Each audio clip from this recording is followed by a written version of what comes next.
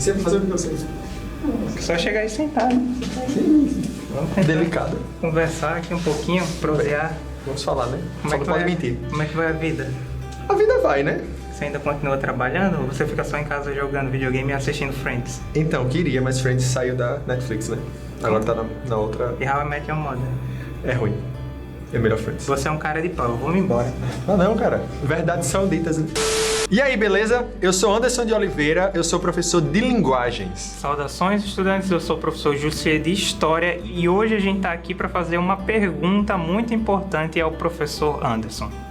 Professor Anderson, é importante estudar história ou contexto histórico para a gente estudar e conhecer a literatura? Então, isso é um ponto muito importante a ser discutido, porque sim, a história é um dos pontos que devem ser estudados e analisados para a interpretação de textos literários.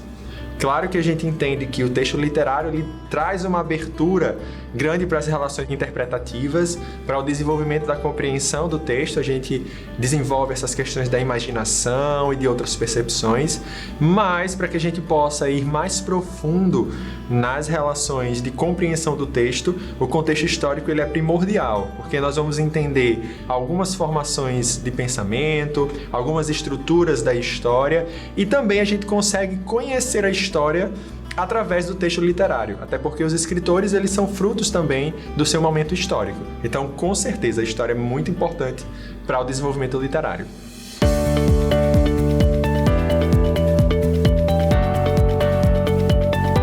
Acho que uma primeira coisa que é importante a gente tentar desmistificar é que não existe uma linha temporal de onde começa, de onde termina uma, digamos assim, uma escola literária. Porque, na verdade, todas elas vão começar em um determinado momento, sim, porque existe um contexto histórico que propicia a emergência daquilo, mas elas vão se propagar. Tanto que hoje em dia a gente ainda tem autores, poetas, prosadores que escrevem, seja em uma vertente mais parnasiana, seja uma vertente mais romântica, seja uma vertente mais barroca, e essas coisas estão todas no nosso tempo. Ou Sim. seja, elas começam em um determinado momento, vão se propagando, às vezes vão se misturando, se interpenetrando uma na outra, e aí em um determinado momento a gente percebe que algumas delas, elas desaparecem um pouco na nossa história, mas elas estão sempre ali. Então, a gente tem que pensar sempre nisso, né? Que elas não param, elas não deixam de existir. Só porque provavelmente você vai ver no seu livro e nos seus estudos que existe um momento de início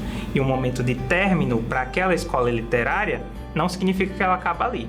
Ela continua na nossa história. Isso mesmo. É o que a gente chama geralmente, as nomenclaturas usadas atualmente, que é um estilo de época, né? Então, justamente essa ideia. Não há um tempo de início e um término total.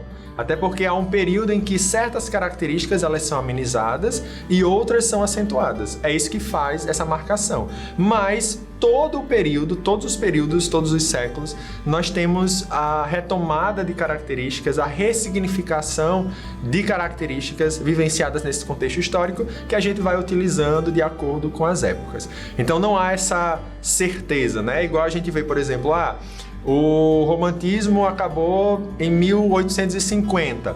Não é certo isso. Tem um processo ainda que pessoas vão escrever ainda, autores vão escrever nessa vertente romântica. Mas a gente sabe que ela cai um pouquinho algumas características para vir outros períodos, outros momentos, né? Outras características que vão perpetuar aí. Então essa questão de encerrar totalmente e acabou não existe. Realmente há essa ideia. Além de tudo isso, a gente tem que entender também que a literatura, ela é um retrato, é um recorte narrativo, né? Dentro do contexto histórico. Por quê? Porque todo autor ele vivencia um momento histórico e acaba que nós somos frutos da nossa vivência histórica, dos momentos ideológicos, seja para ir contra o pensamento de uma época ou seja para ser a favor de uma época. Então, quando nós pegamos algumas obras, nós conseguimos identificar espaços geográficos, conseguimos identificar estilos de pensamento, processos históricos vivenciados que a literatura ela traz essa promoção dessa época. Então, vários contextos, e isso não só de obras que vão tratar sobre verdades históricas ou biográficas, mas de obras também voltadas para fantasia ou obras que vão tratar sobre romances. Todo aquele contexto envolvendo traz um pouco dessa ideia, né? Um exemplo que eu gostaria de dar, que eu sempre converso sobre, é a da Jane Austen, né? Uma autora que vivencia ali o período antes do romantismo, né? Ela participa de um momento chamado gótico da literatura e ela permeia do romantismo. E aí ela traz uma visão feminina da época muito interessante. Não é essa perspectiva de um romance, mas não de um romance...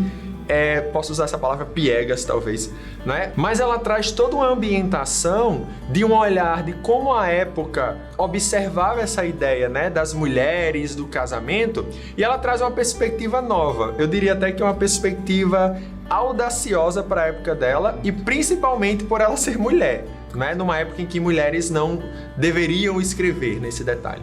Então, são obras bem interessantes que trazem sim esse olhar de romance, de desejo do casamento, ideias familiares, mas também ideias novas que para a época se tornam aí importantes, né? Que abrem o pensamento de muita gente.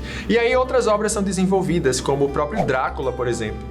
Né, que a gente tem a história do Drácula, que é fantástica, e vai trazer sobre ideias dos imigrantes, essas questões, né, de povoamento, as relações das formações das cidades, das doenças, né, que tratavam essas relações de pandemia e epidemia. Né? A própria ideia do vampirismo é tratado como essas questões epidêmicas. Então, são retratos de um olhar ideológico da época. Então, por isso que é sempre importante a gente ficar atento nessas formações. Inclusive, para estudar a história, muitas vezes a gente, enquanto historiadores, a gente faz uso da literatura como fonte histórica, como documento histórico, para que a gente possa entender não só uma realidade e a vivência das pessoas, de uma sociedade, caracteres políticos, por exemplo, ou econômicos, como também uma certa mentalidade de uma determinada época que a gente não teria acesso de uma outra forma se não fosse por meio dos escritos, já que essa era a forma que existia, que possibilitava a propagação dos conhecimentos e dos pensamentos de épocas bem mais antigas. E para isso a gente pode, por exemplo, já começar a pensar em exemplos mais palpáveis dentro das escolas literárias, como é que elas dialogavam com o seu tempo, como é que elas dialogavam com as suas eras.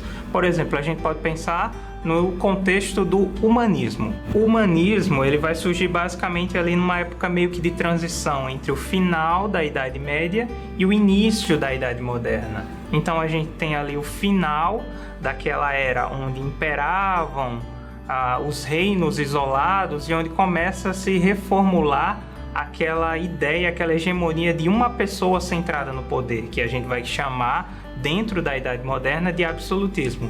Então a gente tem o final daqueles regimes do feudalismo e dos burgos isoladamente, e aí a gente vai ter a ascensão do que a gente vai chamar posteriormente de burguesia, que é essa outra classe que vai tomar o poder dentro das sociedades, principalmente europeias, e que a partir daí a gente vai ter essa ascensão de um poder central, centrada no rei, nesse rei absoluto, e é por isso que a gente conhece como absolutismo, e a partir daí a gente vai ter todo o desenvolvimento, a princípio na Europa, desse regime, que vai se espalhar pelo mundo, vai culminar nas grandes navegações, e que vai resultar, inclusive, no descobrimento das Américas, que vai possibilitar o que a gente conhece, o que a gente chama de início da nossa história, embora a gente tenha que levar em consideração também os povos primitivos que aqui existiam, que tinham as suas vivências próprias. Mas, no entanto, pensando nesse contexto do humanismo, a gente tem que levar em questão aí o final da Idade Média e o início dessa Idade Moderna que está se formulando ali entre o século XV e o século XVI. Isso mesmo. E até essa ideia de que não há um marco de término que a gente comentou, o humanismo ele se torna esse movimento de transição dentro do próprio contexto literário, porque é onde vai começar a ter olhares do antropocentrismo, né, de trazer justamente essas ideias humanistas do homem como centro das produções, e é isso que vai ser um preparo para o que a gente tem na Idade Moderna, que é justamente esse foco, né, lá na frente com o Renascimento e tudo mais. Então é um preparo. E aí um ponto interessante desse contexto é que as produções humanistas humanistas, quando a gente olha principalmente para Portugal, que é o início da nossa literatura, porque a nossa literatura vem de Portugal inicialmente, né, com esse contato, mas Portugal ele vai desenvolver dois tipos de produção literária que tem esse marco. Primeiro, as crônicas historiográficas, né, que a gente tem o Fernão Lopes, por exemplo, que vai trazer todo o reino, ele tinha um cronista, um rapaz que escrevia, não uma espécie de escriba, que a gente pode chamar antigamente, mas que registrava os acontecimentos, o governo, todo esse processo. Então a gente tem esses registros aí dos reinos que vão tratar um pouco dos tipos de governo, de como era desenvolvido, de como os reis atuavam dentro desse contexto. E aí nós temos também uma ascensão muito grande do teatro popular, com Gil Vicente. E aí o que é interessante é que o Gil Vicente ele vai trazer uma proposta teatral bem diferente para a época, porque ele vai criticar alguns hábitos daquela população. Justamente essas ideias de hipocrisia, a ideia da nova moeda que surge, né, nessa transição do feudalismo para essa ideia dos burgos, que vem essa ideia da burguesia. Então ele vai criticar toda essa relação social, ele vai trazer à tona justamente isso e principalmente um ponto que é crucial, acho, para essa transição, que é a relação da igreja. Né? Então, essa crítica de alguns hábitos da igreja, essa crítica de alguns problemas relacionados à hipocrisia e tudo mais, que o teatro popular ele vai trazer. Então, é bem interessante a forma que eles abordam isso. Muitas vezes de forma cômica, mas é um cômico que faz você refletir sobre o que você está rindo. Então, para que você tenha essa ideia de como a história ela é importante para essa formação. Os autores, eles trazem esse olhar, não porque eles pararam de disseram, eu vou falar sobre isso, mas porque aquele contexto implicava nesse olhar e por isso que eles escrevem, também como uma forma de denúncia, uma forma de expor o pensamento deles em relação àquele momento, né? Então é bem interessante esse olhar. E aí, já partindo desse contexto já dentro da Idade Moderna e das grandes navegações, a gente entra para o que a gente conhece mais propriamente como uma literatura que surge como nossa, uma literatura brasileira, que a princípio é um pouco diferente dessa ideia literária que a gente tem como uma produção realmente voltada para o artístico, pensando algo como uma divulgação mais de um pensamento literário ou artístico, seja ele como for. A gente vai ter o chamado quinhentismo, que o quinhentismo ele também é conhecido por alguns como uma literatura informativa. Sim. Por quê? Ela parte principalmente dos registros que os navegantes fizeram quando chegaram nessas novas terras que iam sendo descobertas, principalmente aqui no Brasil. Eles anotavam, registravam essas viagens, essa chegada nesses lugares, os caracteres territoriais, como é que era o que eles encontravam, a natureza, os animais, a população que eles viam lá naqueles locais, e aí registravam isso principalmente para remeter à sua nação pátria. E aí, a partir disso, a gente vai ter um desenvolvimento dessa literatura que, a princípio, é informativa, mas que carregava uma grande produção pensada como um texto produzido para ser informado e registrado a partir daquilo para que se entendesse a carga emocional e toda a carga do contexto histórico do que eles estavam vivendo lá naquele momento. Sim, sim. Inclusive, a gente vê a importância da linguagem, né, nessa relação, porque na época não tinha fotografia, Instagram e tudo mais, então precisava ver uma forma de Portugal ver como eram aquelas terras, né? Então, os textos, eles tinham essa intenção informativa, eram como diários de bordo, né? Que eles escreviam todo o processo de transição, o que acontecia, como era a terra lá. Não sei se é correto dizer, mas talvez até com um olhar bem europeu, um olhar bem idealizado daquilo, né? Absolutamente. Que a gente tem. Infelizmente a gente não tem registro indígena de como era na época, porque os índios não têm, na sua maioria, né, a língua ela não tem escrita, mas seria bem interessante ter esse contato. Mas o texto ele traz isso, ele traz essas descrições do ambiente que, apesar de ter uma idealização europeia, a gente consegue ver um pouquinho de como era esse Brasil antes, né, dentro desse olhar e tudo mais. E da importância que esses documentos têm num contexto histórico, né, para o contexto de formação literária também, porque como inicia, são escritos por portugueses, mas é um marco do início da nossa literatura, porque traz esse olhar. E traz esses registros de ambientação, de espaço, de hábitos, de ações que a gente consegue conhecer. Mas também tem uma vertente desse período do quinhentismo, que é esse período de transição para a formação, que são os poemas dos padres, os textos dos padres, bem interessantes, que tem essa intenção de tratar um pouco sobre a religião, né? Essa ideia da literatura de catequese, de falar sobre a religião cristã, que esse era o objetivo maior desse contexto geral. Então, a gente tem um conjunto de produções bem interessantes desse quinhentismo que serão marcos aqui para esse início da nossa literatura brasileira. Pensando nessa ideia mais voltada para a religião, a gente pode retomar aí o Barroco, que ele vai trazer justamente ali entre o século XVII e o século XVIII essa contestação, essa crítica em torno da fé, principalmente da fé católica, onde a gente vai ter também o surgimento do que a gente vai conhecer como protestantismo, a partir da tradução da Bíblia, a princípio pelo Lutero para o alemão e a partir daí então para outras línguas, onde vai tirar da igreja esse poder sobre o pensamento e os dogmas religiosos cristãos.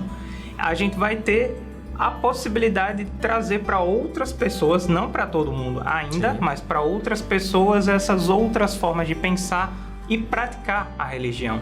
Então, a partir daí, a gente vai ter um surgimento de uma razão voltada para a fé. E aí, isso obviamente que vai trazer um contraste para dentro desse pensamento religioso.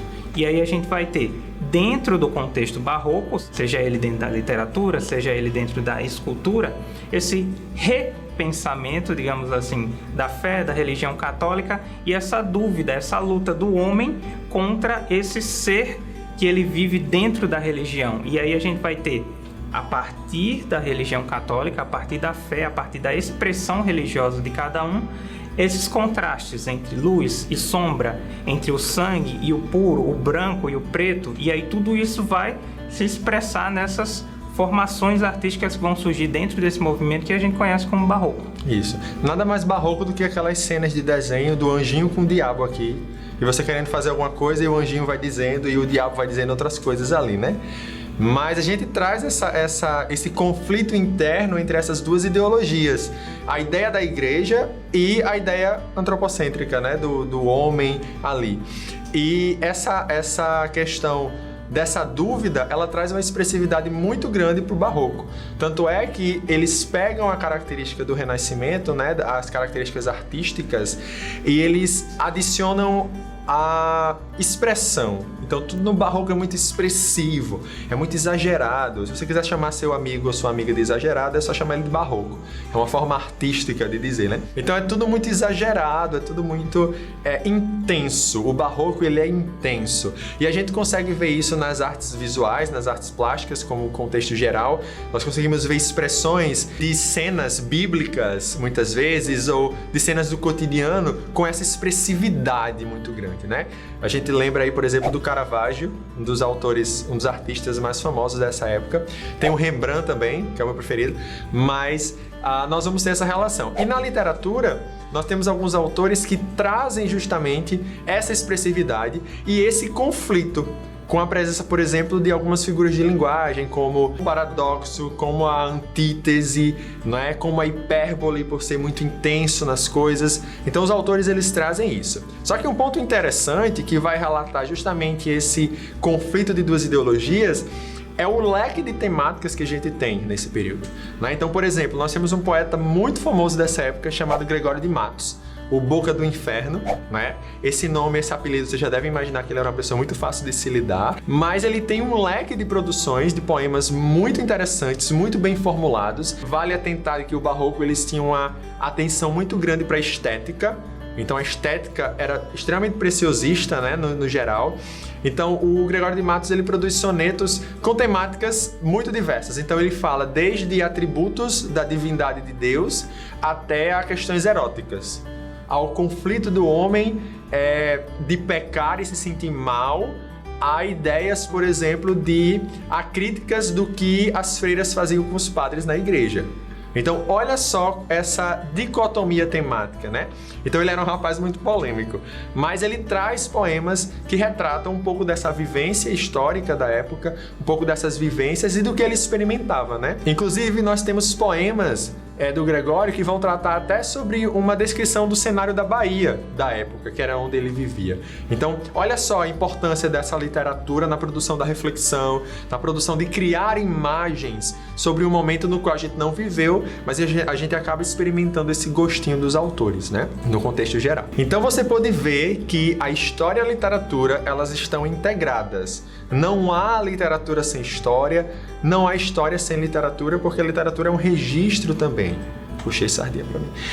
E ela serve como registro narrativo desse momento, um olhar dos autores sobre essa época. Deu para ver que a gente tratou de muita coisa, mas que a gente só falou de algumas escolas literárias. Provavelmente a gente não falou de alguma que você goste, e você pode fazer recomendação pra gente aqui, deixa um comentário, diz o que você achou, qual escola que você quer ouvir, a gente falar um pouco aqui, comentar, ver esse tete-a-tete entre literatura e história. Lembra de dar o curtir no vídeo, se inscrever no nosso canal e ativar as notificações para receber mensagem sempre que a gente lançar um novo vídeo. Compartilhe esse vídeo também com seus amigos para eles conhecerem um pouco e se informarem, virem para esse papo aqui junto com a gente, e a gente se vê na próxima. Então, é isso. Dá um play no Jabacei.